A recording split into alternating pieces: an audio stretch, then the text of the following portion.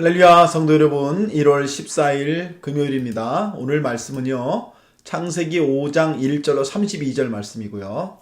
오늘 우리 함께 나눌 말씀은 아담의 족보에 대한 말씀이죠.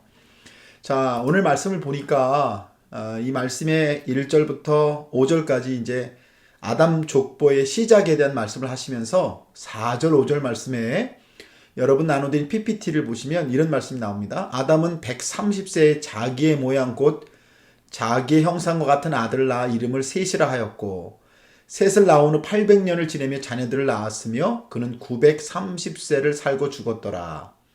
자, 우리가 어제 나눈 말씀처럼 이제 가인의 범죄함 때문에 하나님께서 아담에게 하와와 아담의 부부에게 셋을 주시죠. 셋이라고 하는 아들, 그래서 아담 셋 족보라고 불려지는 족보를 오늘 말씀을 하시는데, 이 말씀을 가만히 보면 여러분, 이 말씀에 이 아담이 자기의 모양 곧 자기의 형상과 같은 아들을 낳았다라고 말씀을 하고 있어요. 아담은 하나님의 형상을 따라 지음을 받았는데 아담의 후손은 사람의 형상대로 지음을 받다. 이렇게 성경이 말씀을 하시네요. 참 여러분, 이게 참 우리가 묵상해야 될 말씀이 아니겠습니까? 하나님께서 하나님의 형상대로, 참 그 말씀이 얼마나 은혜로운 말씀이에요. 인간이 하나님의 형상대로 지음을 받았어요. 그래서 하나님처럼 단순히 모양이 그렇다는 게 아니라 영적인 존재요, 또 생명의 말씀의 존재라. 그래서 여러분, 우리가 말씀을 갖고 있다고 하는 것, 또 영이 있다고 하는 것이 이게 하나님의 형상의 모습인데요.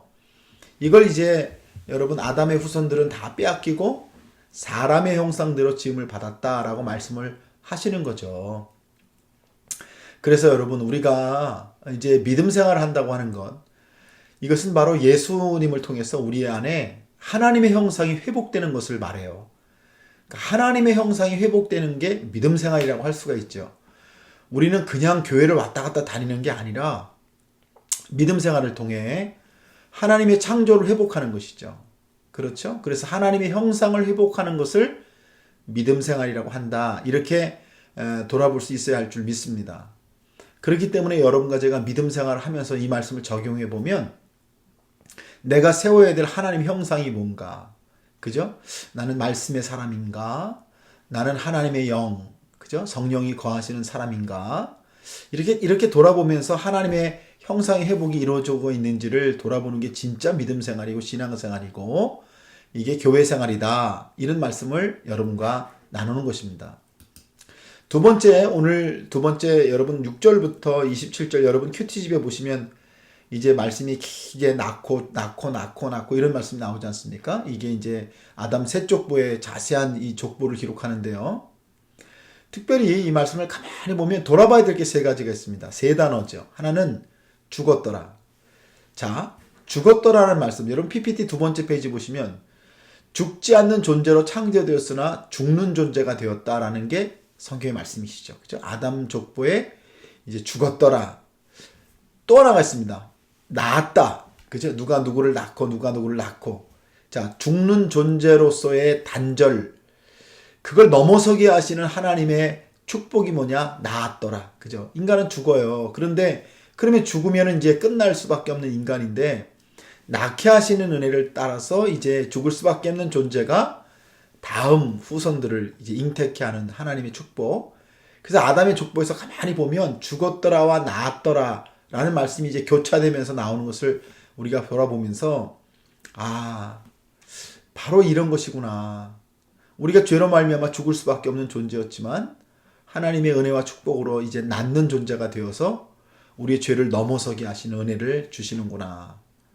그런데 또 하나 결정적인 건 에녹의 말씀 24절, 에녹이 하나님과 동행하더니 하나님이 그를 데려가심으로 세상에 있지 아니하였더라 라는 말씀을 통해 아담의 족보에서 돌아볼 또 한 가지가 뭐냐면 하나님과 동행함으로 데려가시다. 에녹에게 허락하신 영원한 삶에 대한 말씀을 주시고 계세요. 그러니까 여러분, 아담 셋의 족보에서 죽었더라, 낳았더라, 또 하나는 하나님이 영원한 삶으로 초청하시더라 라는 말씀이 나와 있는 거죠. 이게 세 가지 말씀인데, 우리가 이게 살펴보게 되는 건 하나님과 동행함으로 영원한 삶을 선물로 받는다.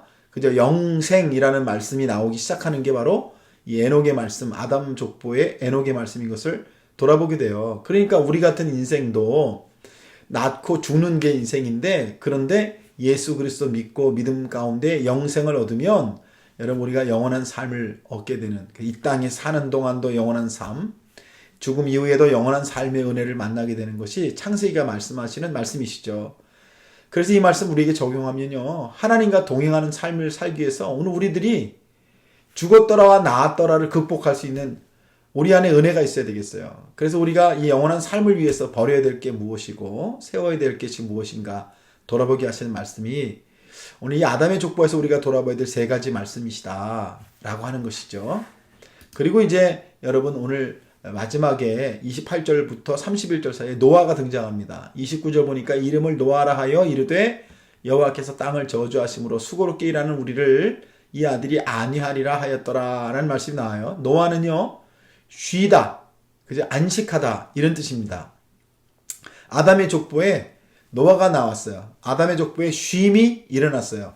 PPT 세 번째 페이지를 보시면, 그래서 노아는 안위한 자, 안위하는 자, 아담의 족보에 쉼과 안식을 가져다 주는 자라고 할 수 있겠죠. 또 노아의 삶은 죄로 말미암아 심판받는 인류에게, 그죠? 쉼과 안식을 주는, 그렇죠? 노아의 방주를 통해서 노아의 삶도 안위하는 자의 삶이죠. 그래서 이 노아의 삶은 장차 오실 영원한 안위자 예수 그리스도를 미리 보여주는 그런 모습이라고 우리가 바라볼 수 있게 되는 것이죠.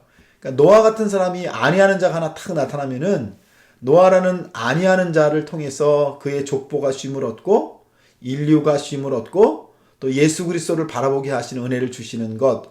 그래서 이 노아라는 존재가 참 너무나 귀한 거죠. 그래서 여러분, 우리가 이 말씀 나누면서 이 노아라는 게 아담 족보에 있는 어떤 한 사람 얘기만 하는 게 아니라 여러분과 제가 예수 믿는 사람이라는 건 안위하는 자, 안식하게 하는 자, 예수 그리스도를 보여주는 자. 그러니까 여러분의 가정에서 여러분이 노아가 되시고, 여러분의 속회에서 여러분이 노아가 되시고, 우리의 교회에서 여러분이 노아가 되시는 게 참 중요하죠.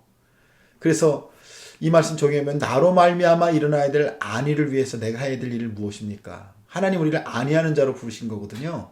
안위하는 자로 세우신 거거든요. 그러니까 이 안위하는 자를 통해서 일으키실 하나님의 일들을 바라볼 때 이 말씀이 우리 말씀이 되는 거죠. 그래서 노아의 등장이란 바로 이런 의미가 들어있는 것입니다. 여러분, 오늘 우리가 이 창세기 5장 말씀을 묵상하면서 아담의 족보를 바라봤는데요. 이 아담의 족보에 있는 세 가지 말씀, 그렇죠? 하나님의 형상을 회복하는 믿음 생활이라는 말씀, 또 우리가 돌아봐야 될 세 가지 말씀, 그리고 이제 노아 안위자라는 말씀을 통해서 여러분께서 오늘 말씀의 의미를 깊이 묵상하시면서 하나님의 은혜 가운데 승리하시는 복된 한 날이 되셨으면 좋겠어요. 할렐루야. 여러분, 주 안에서 승리하시는 귀한 날 되시기를 주님의 이름으로 축복합니다.